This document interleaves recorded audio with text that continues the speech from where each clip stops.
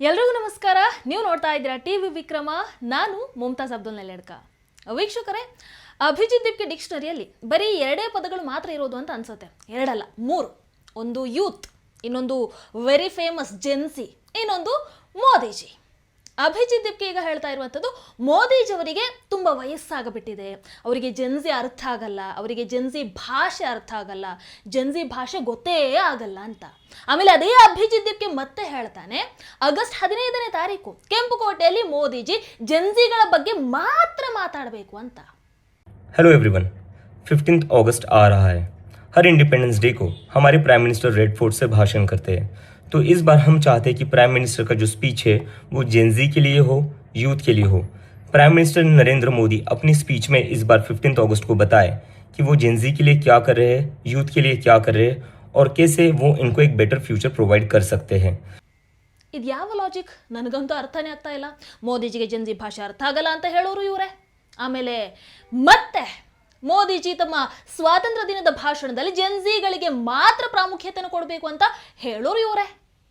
ಇಲ್ಲಿ ಒಂದು ಕ್ಲಾರಿಫೈ ಮಾಡಬೇಕು, ವೆರಿ ಇಂಪಾರ್ಟೆಂಟ್. ಮೋದಿಜಿ ಅವರಿಗೆ ನಿಮಗಿಂತ ಬಹಳ ಚೆನ್ನಾಗಿ ಕ್ಲಾರಿಟಿ ಇದೆ. ಇನ್ನು ಎರಡನೇದಾಗಿ, ಜೆನ್ಸಿ, ಮೋದಿಜಿಗೆ ಜೆನ್ಸಿ ಭಾಷೆ ಬರಲ್ಲ ಅಂತ ಹೇಳ್ತಾ ಇದ್ದೀರಲ್ವಾ, ನಾನು ಜೆನ್ಸಿನೇ. ಏನಾದರೂ ಜೆನ್ಸಿಗಳಿಗೆ ಸ್ಪೆಷಲ್ ಭಾಷೆ ಏನಾದರೂ ಇದೆಯಾ? ಏನು ಮನುಷ್ಯರಲ್ವಾ ಜೆನ್ಸಿಗಳು? ಅಥವಾ ನಿಮ್ಮನ್ನ ನೀವು ಬೇರೆ ಏನೋ ನೆಕ್ಸ್ಟ್ ಲೆವೆಲ್ ಅಂತ ಅಂದ್ಕೊಂಡ್ಬಿಟ್ಟಿದ್ದೀರಾ? ಮೋದಿಜಿ ಜೆನ್ಸಿ ಜೊತೆಗೆ ಕನೆಕ್ಟ್ ಆಗೋದಕ್ಕೆ ಸಾಧ್ಯನೇ ಇಲ್ಲ ಅಂತ ನೀವು ಅಂದ್ಕೊಂಡಿದ್ರೆ ಅದು ನಿಮ್ಮ ಭ್ರಮೆ. ನಿಮ್ಗಳಿಗಿಂತ ಬಹಳ ಚೆನ್ನಾಗಿ ಮೋದಿಜಿ ಎಲ್ಲರ ಜೊತೆಗೂ ಕನೆಕ್ಟ್ ಆಗಿದ್ದಾರೆ. ಅದಕ್ಕೆ ಭಯ ಬಿದ್ದು ಈಗ ರಾಹುಲ್ ಇಟಲಿಯಿಂದ ಹಿಡಿದು ಎಲ್ಲರೂ ಕೂಡ ಏನೇನೋ ಟ್ರೈ ಮಾಡ್ತಾ ಇರುವಂಥದ್ದನ್ನು ನೋಡ್ತಾ ಇದೀವಲ್ವಾ. ಇರಲಿ ವೀಕ್ಷಕರಿಗೆ, ಅಭಿಜಿತ್ ದೀಪ್ಗೆ ಒಂದು ಕಡೆ ಆದರೆ, ಇನ್ನೊಂದು ಕಡೆ ಸೋನಮ್ ವಾಂಗ್ಚುಕ್ ರಾಹುಲ್ ಮುಖವಾಡವನ್ನ ಸಂಪೂರ್ಣವಾಗಿ ಕಳಿಸಿಬಿಟ್ಟಿದ್ದಾರೆ. ಹೇಗೆ ಅಂತ ಹೇಳ್ತೀನಿ. ಅದಕ್ಕೂ ಮೊದಲು ಸ್ವಲ್ಪ ಫ್ಲ್ಯಾಶ್ ಬ್ಯಾಕ್ಗೆ ಹೋಗಬೇಕು. ದೆಹಲಿಯ ಜಂತರ್ ಮಂತರ್ ನಡೆದಂತಹ ಸೋಕಾಲ್ಡ್ ಈ ವಿದ್ಯಾರ್ಥಿ ಪ್ರತಿಭಟನೆ ನೆನಪಿದೆ ಅಲ್ವಾ? ಒಂದು 10ರಿಂದ 20 ವಿದ್ಯಾರ್ಥಿಗಳು ಜಂತರ್ ಮಂತರಲ್ಲಿ ಅಭಿಜಿತ್ಗೆ ಜೊತೆಗೆ ಪ್ರತಿಭಟನೆಯನ್ನು ಮಾಡ್ತಾ ಇದ್ರು ಆರಂಭದಲ್ಲಿ.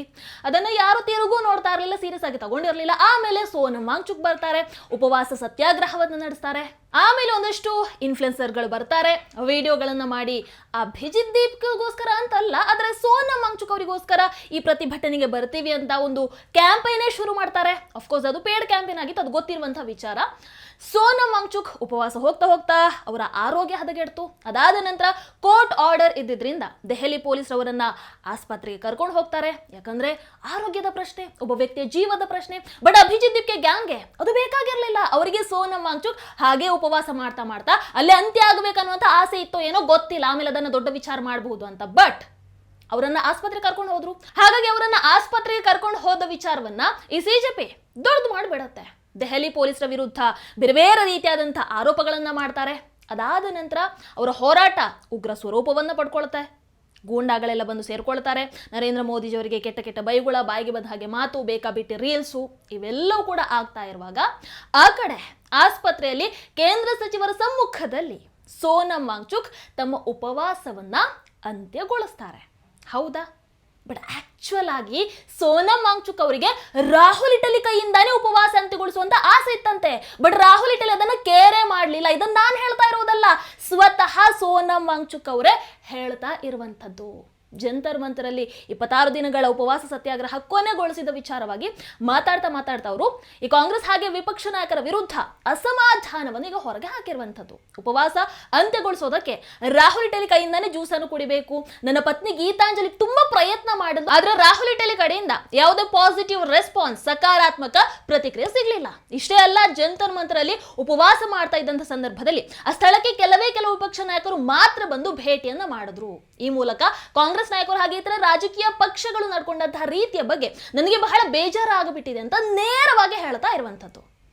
ನೋಡಿ, ಯಾರ ಜೊತೆಗೆ ಸೇರ್ಕೊಂಡು ಯಾರ ವಿಚಾರಗಳನ್ನ ಸಾಕಾರಗೊಳಿಸ್ತಾ, ಯಾರ ಕೆಲಸವನ್ನ ಸುಲಭ ಮಾಡಿಕೊಡ್ತಾ ಈ ಸಂಪೂರ್ಣ ಸಿಜೆಪಿ ಹೋರಾಟಕ್ಕೆ ಒಂದು ಜೀವವನ್ನ ಕೊಟ್ಟಿದ್ರು, ಅದೇ ಸೋನಮ್ ವಾಂಗ್ಚುಕ್ ಅವರನ್ನ ಇವರೆಲ್ಲ ಒಂಥರ ನಾಯಿಗಿಂತ ಕಡೆ ಮಾಡಿ ನೋಡಿದ್ರು.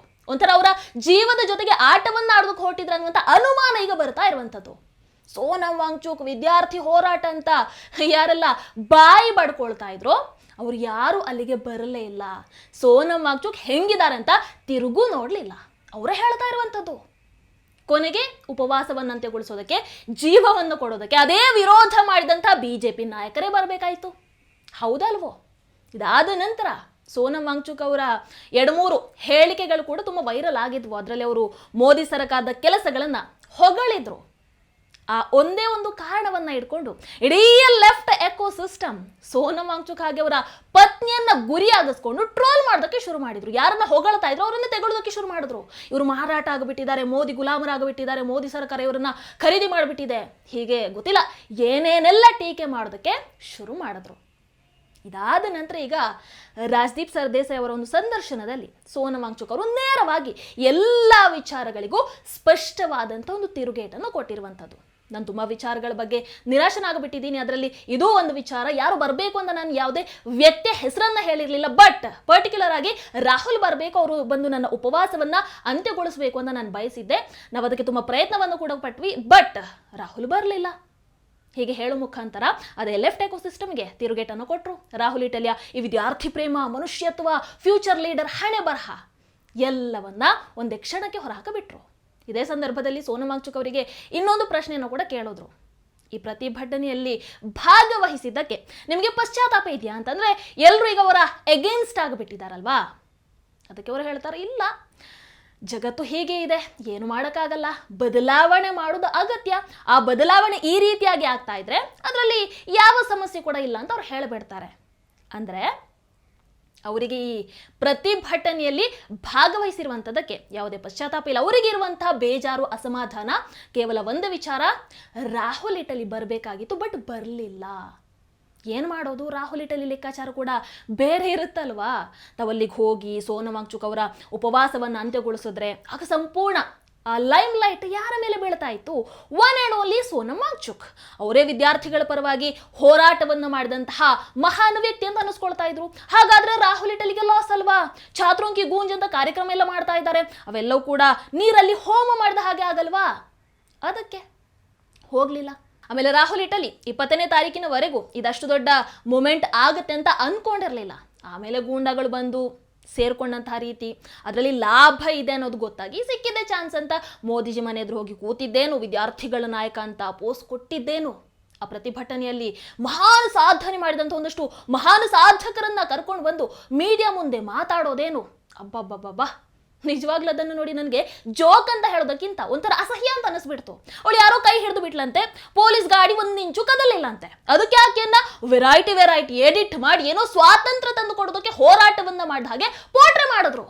ನಾನು ಕೇಳೋದು, ಇತ್ತೀಚಿನ ಕಾಮನ್ವೆಲ್ತ್ ಕ್ರೀಡಾಕೂಟದಲ್ಲಿ ನಮ್ಮ ಭಾರತ ಒಟ್ಟು 39 ಪದಕಗಳನ್ನು ಗೆಲ್ತು. 13 ಚಿನ್ನ, 17 ಬೆಳ್ಳಿ, 9 ಕಂಚು ಪಡೆದು ಪದಕ ಪಟ್ಟಿಯಲ್ಲಿ 4ನೇ ಸ್ಥಾನವನ್ನು ಪಡ್ಕೊಳ್ತು. ಎಷ್ಟು ಮಂದಿ ಅವರ ಫೋಟೋಗಳನ್ನು ಹಾಕಿ ಮೆರೆಸಿದ್ದೀರಾ? ಎಷ್ಟು ಮಂದಿ ಅವರ ಫೋಟೋಗಳನ್ನ ವೆರೈಟಿ ಎಡಿಟ್ ಮಾಡಿ ಪೋಸ್ಟ್ ಹಾಕೊಂಡಿದ್ದೀರಾ? ಎಷ್ಟು ಮಂದಿ ಅವರ ಜೀವನದ ಕಷ್ಟವನ್ನು ತಿಳ್ಕೊಂಡಿದ್ದೀರಾ? ಎಷ್ಟು ಮಂದಿ ಅವರು ನಮ್ಮ ಭಾರತಕ್ಕೆ ಆ ಪದಕವನ್ನು ತರೋದ್ರ ಹಿಂದಿನ ಆ ನೋವನ್ನು ಕೇಳಿದ್ದೀರಾ? ಎಷ್ಟು ಬಾರಿ ಅಂತಹ ನೈಜ ಸಾಧಕರನ್ನ, ನಮ್ಮ ದೇಶದ ಹೆಸರನ್ನ ಉತ್ತುಂಗಕ್ಕೇರಿಸಿದಂತಹ ರತ್ನಗಳನ್ನ ರಾಹುಲ್ ಮೀಡಿಯಾ ಮುಂದೆ ಕರ್ಕೊಂಡು ಬಂದು ಹೆಮ್ಮೆಯಿಂದ ಮಾತಾಡಿದ್ದಾರೆ. ಇವ್ರು ಯಾರು, ಏನಂತ ಅವರನ್ನ ಮೆರೆಸ್ತಾ ಇದ್ದೀರಾ? ನಿಮ್ಮ ಪ್ರಕಾರ ಜನಜಿಗಳಿಗೆ ಇನ್ಸ್ಟಾಗ್ರಾಮ್ ರೀಲ್ಸ್ಗೋಸ್ಕರ ಯಾವ ಮಟ್ಟಕ್ಕೆ ಬೇಕಾದ್ರೂ ಇಳಿಯುವಂಥವ್ರು ಇನ್ಸ್ಪಿರೇಷನ್ ಅಂತ ಅನ್ಕೊಂಡ್ರ? ನಮಗಂತೂ ಅಲ್ಲಪ್ಪ, ಅಂತ ಹಣೆ ಬರಹ ನಮಗೆ ಬಂದೂ ಇಲ್ಲ, ಬರೋದು ಬೇಡ. ನಮಗೆ ಚೆನ್ನಾಗಿ ಗೊತ್ತು ಯಾರನ್ನ ಆದರ್ಶವಾಗಿ ತಗೊಳ್ಬೇಕು, ಯಾರನ್ನ ತಗೊಳ್ಬಾರ್ದು, ಯಾರದ್ದು ನಾಟಕ, ಯಾರದ್ದು ನೈಜ ಕನ್ಸರ್ನ್, ಯಾರದ್ದು ಫೇಮ್ ಹಿಂದಿನ ಓಟ, ಯಾರದ್ದು ವ್ಯೂಸ್ ಲೈಸ್ಗೋಸ್ಕರ ಮಾಡ್ತಾ ಇರುವಂಥ ಹೋರಾಟ, ಎಲ್ಲವೂ ಬಹಳ ಚೆನ್ನಾಗಿ ಅರ್ಥ ಆಗತ್ತೆ. ಹಾಗಾಗಿ ರಾಹುಲ್ ಇಟಲಿ ಅಂತಹ ಈ ಮಲ್ಲಿಕಾರ್ಜುನ ಖರ್ಗೆ ಅವರು ತಮ್ಮ ಕಾರ್ಯಕರ್ತರನ್ನ ಹೇಳ್ತಾ ಇದ್ರಲ್ವ, ಯೂಸ್ಲೆಸ್ ಫೆಲೋಸ್ ಅಂತ, ಅಂಥವ್ರನ್ನೆಲ್ಲ ಮುಂದೆ ತಂದು ಮೋದಿಜಿಯವರನ್ನ ಮಣಿಸ್ತೀನಿ ಅನ್ನುವಂತಹ ಭ್ರಮೆಯಲ್ಲಿ ಸುಮ್ಮನೆ ಸಮಯ ವ್ಯರ್ಥ ಮಾಡೋದು ಬೇಡ ಅಂತ ನಮಗನ್ಸುತ್ತೆ. ಬಟ್ ಏನೇ ಹೇಳಿ ಸೋನಂ ವಾಂಗ್ಚುಕ್ ಅವರು ಮಾತ್ರ ಸತ್ಯವನ್ನ ಹೇಳೋ ಮೂಲಕ ತಮ್ಮವರ ಮುಖವಾಡವನ್ನ ಕಳಚಿಬಿಟ್ಟಿದ್ದಾರೆ. ಕೊನೆಯದಾಗಿ ಹೇಳಬಹುದು, ಜೆನ್ಸಿಗಳಿಗೆ ಏನು ಬೇಕನ್ನುವಂಥದ್ದನ್ನ ಜೆನ್ಸಿಗಳೇ ನಿರ್ಧರಿಸ್ತಾರೆ. ಮೋದಿಜಿಗೆ ಜೆನ್ಸಿ ಅರ್ಥ ಆಗಲ್ಲ ಅಂತ ಯಾರು ಹೇಳ್ತಾ ಇದ್ದಾರೋ ಅವ್ರು ಮೊದಲು ಜೆನ್ಸಿಗಳ ಹೆಸರಲ್ಲಿ ಜೀವನ ಮಾಡೋದನ್ನು ನಿಲ್ಲಿಸಬೇಕು, ನಾಟಕ ಮಾಡೋದನ್ನು ನಿಲ್ಲಿಸಬೇಕು. ಆಮೇಲೆ ಅಭಿಜಿತ್ ದಿಪ್ಕೆ ಟೀಮ್ ಕಥೆ ಇಲ್ಲಿಗೆ ಮುಗಿದಿಲ್ಲ ಅಂತೆ. ಈಗ ಮತ್ತೊಂದು ಹೊಸ ಕ್ಯಾಂಪೇನ್ ಅನ್ನ ಶುರು ಮಾಡ್ತಾ ಇದ್ದಾರಂತೆ. ಆ ಕ್ಯಾಂಪೇನ್ನ ಹೆಸರೇನು ಅದನ್ನ ಅಭಿಜಿತ್ ದೀಪ್ಗೆ ಹೇಳೋದಕ್ಕಿಂತ ಸೌರವ್ ದಾಸ್ ಬಾಯಲ್ಲೇ ಒಂದು ಬಾರಿ ಕೇಳ್ಕೊಂಡು ಬನ್ನಿ. हम लोग पूरे देश भर जाएंगे सितंबर से. हम लोगों ने उस कैंपेन को नाम भी दिया है, क्या बोलती, सॉरी ब्लैंक हो गया मैं, दिया है क्या बोलता इंडिया, क्या ಯಾವ ಕ್ಯಾಂಪೇನ್ ಅಂತ ನಿಮಗೆ ಗೊತ್ತಾಯ್ತಾ? ಅರ್ಥ ನಿಮಗೆ ಆದರೆ ದಯವಿಟ್ಟು ಕಮೆಂಟ್ ಮಾಡಿ ತಿಳಿಸಿ, ಯಾಕಂದರೆ ನನಗೆ ಅರ್ಥ ಆಗಲಿಲ್ಲ. ನಮಸ್ಕಾರ. ಟಿವಿ ವಿಕ್ರಮ, ದೇಶ ನಿಮ್ಮ ಕೈಯಲ್ಲಿ. ಈ ಕಾರ್ಯಕ್ರಮ ನಿಮಗೆ ಇಷ್ಟ ಆಗಿದ್ದಲ್ಲಿ ಲೈಕ್, ಶೇರ್ ಹಾಗೂ ಕಮೆಂಟ್ ಮಾಡಿ. ಟಿವಿ ವಿಕ್ರಮದ ಕಾರ್ಯಕ್ರಮಗಳನ್ನು ನಿರಂತರವಾಗಿ ವೀಕ್ಷಿಸಲು ಸಬ್ಸ್ಕ್ರೈಬ್ ಮಾಡಿ, ಬೆಲ್ ಐಕನ್ ಒತ್ತಿ.